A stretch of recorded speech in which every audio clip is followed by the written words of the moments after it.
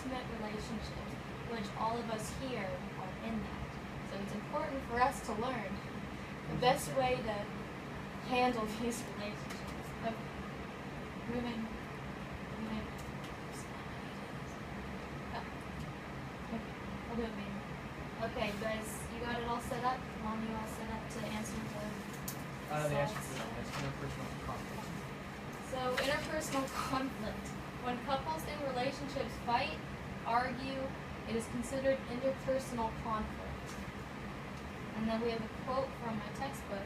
Interpersonal conflicts occur with people who are important to us and who we expect to continue seeing or working with in the future.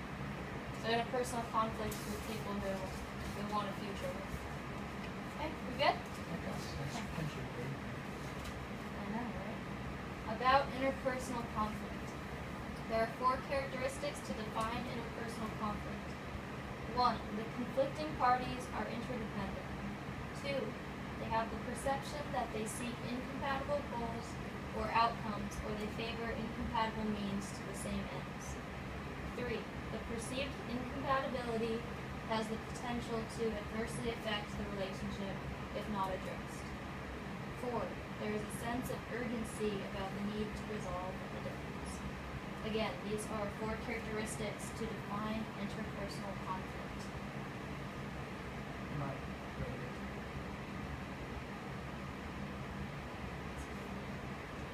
Types of conflict in intimate relationships. Next slide.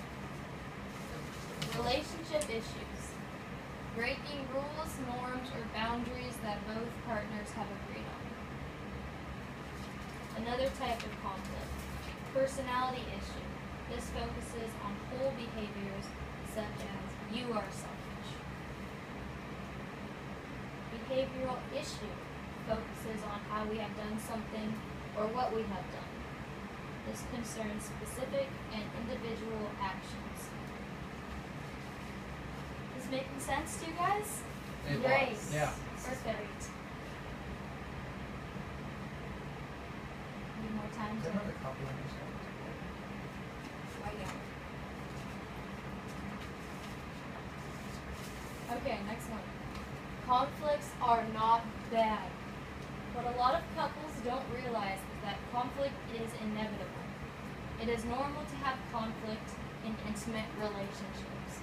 This is called inevitability of conflict principle.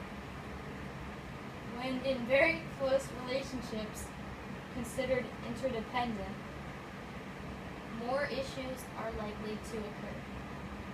More minor complaints become significant, and more intense your feelings are for one another.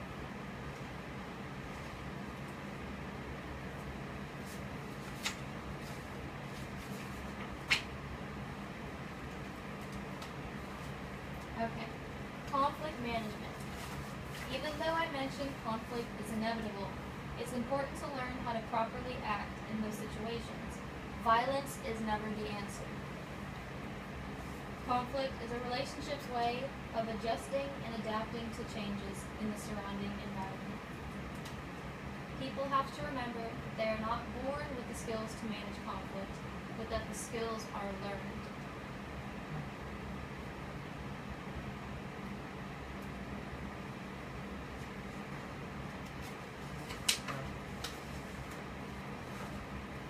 Core conflict resolution styles. So, physical abuse and violence is definitely something that you do not want to do when in conflict. It does not make the situation any better. Physical abuse is a big no-no. Big no-no. Oh, moving on. Defensiveness. When feeling attacked, it results in difficulty hearing what the other is saying, and we reject the other's ideas. So to become defensive in a conflict is a poor choice. Avoiding. Tries not to engage in conflict. This is not good because nothing gets resolved if you're trying to avoid it. Accommodating. Quickly giving in to the other to maintain the illusion of harmony. So if you quickly give in to the other person, you're automatically losing the conflict. And blaming. That's not good to do.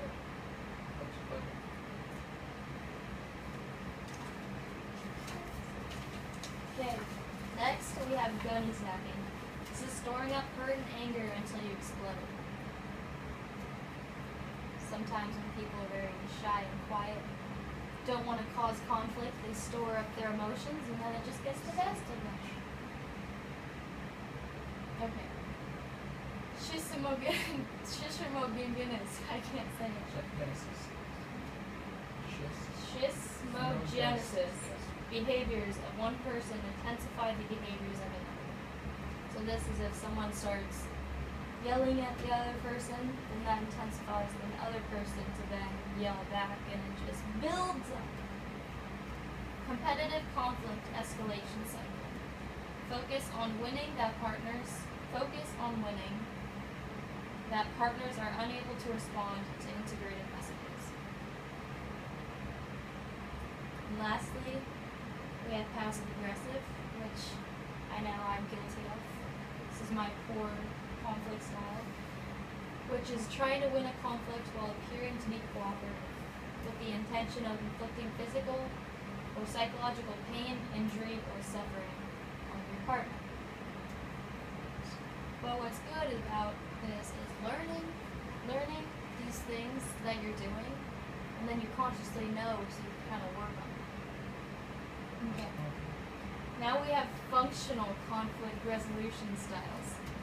Compromising. No one totally wins or loses. Settling for a workable situation for both parties. Collaboration. Work together to develop a mutually satisfying goal. This creates a win-win situation for both partners. And then there's the STLC system, which stands for stop, think, listen, and communicate. So for stop, make sure you take a time out and exit to calm down before you speak up. Listen involves both empathetic response and commitment to hear what the other is saying. Oh, I skipped think. Think. Think before you act and consider possible outcomes first. This can be bad if you don't do, because then you say things that you will regret, that'll hurt the other person and they take to heart. And lastly, you communicate, which is when you respond appropriately to the conflict.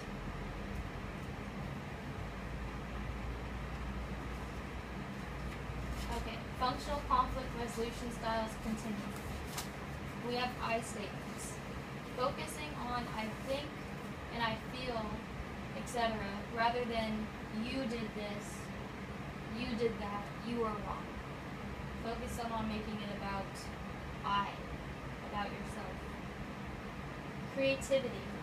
Thinking about conflicts in a new way can also help and be a functional way to resolve conflicts. Homeostasis. The system, meaning the couple, maintains itself in pursuit of a goal, such as staying together. So with this, you want to keep your goal in mind. Okay. Last slide. Remember to forgive and let go. Don't be afraid to say sorry. Additionally, apologies play a significant role in the forgiveness process. Apologies were related to increased feelings of empathy for individuals seeking forgiveness for hurtful events. Individuals who offer more elaborate apologies are evaluated more favorably, blamed less, forgiven more, and liked more. Reconciliation. Actions taken to restore a relationship. Forgiveness is also linked to both mental and physical benefits, such as lower blood pressure and better sleep. Okay, so you guys learned from the slides. Now let's put it into action with the role-playing activity. So before we start, just go ahead from the top and read the first two paragraphs so you get an idea. Aloud or quiet? You can do it. aloud. Why don't you read aloud for us? Perfect. Sure. Perfect. Below, I will give two separate scenarios between a couple. The first scenario will be a poor way of acting to resolve a conflict. I will then ask both actors how they feel during the conflict and if it was an effective way to reach a solution. The second scenario will be a more functional way of dealing with intimate relationship conflict. I will also ask the actors how they felt when speaking to one another with this dialogue and if they felt it was an effective way to resolve the conflict. In these scenarios, Annie asked Jared to do the dishes before she went to work. Jared has been at home all day because he got the day off from work. When Annie got home, she saw the dishes hadn't been done, so she confronts Jared. Okay, and then you two are gonna role play in this activity. Okay? Mom, you'll be Annie. Josh, you'll be Jared. Okay? So part one, this will be an ineffective way for conflict resolution to solve it. So if you will start. Hi, honey. How was your day? It was very mellow and relaxing. It's nice to have a day off. I'm glad to hear that. What did you do today? I watched TV, some football, made bed, and played Xbox. Sounds very mellow. Anything you were supposed to do today? What do you mean? What do you mean? Before I left, I asked you if you could do the dishes. Oh crap, I completely forgot. I'm sorry. I'll do them right now. How come I ask one thing from you and you can't even do it? You never help me out with the dishes. I always have to do them myself. You're so lazy. I've just been so busy at work and was too tired today. I just forgot to do them. You're not perfect either. There's times when I asked you to clean up the house while I was gone, but you didn't do it. Okay, guys. Now, Mom, Annie, how did you feel speaking this way to Jared? I felt kind of rude and aggressive. Rude and aggressive? Yeah. Yeah. Your actions were passive aggressive. How did it feel when he spoke to you defensively? Well, he was like trying to get out of it. Yeah. He was trying to avoid the conflict. How do you think, Annie, you could have spoken in a more effective manner? I think that if I was calmer and maybe kinder and listened more, then maybe didn't get so upset. Good. Jared, how did it feel when you spoke to Annie defensively? Hurtful. To you? Both of us.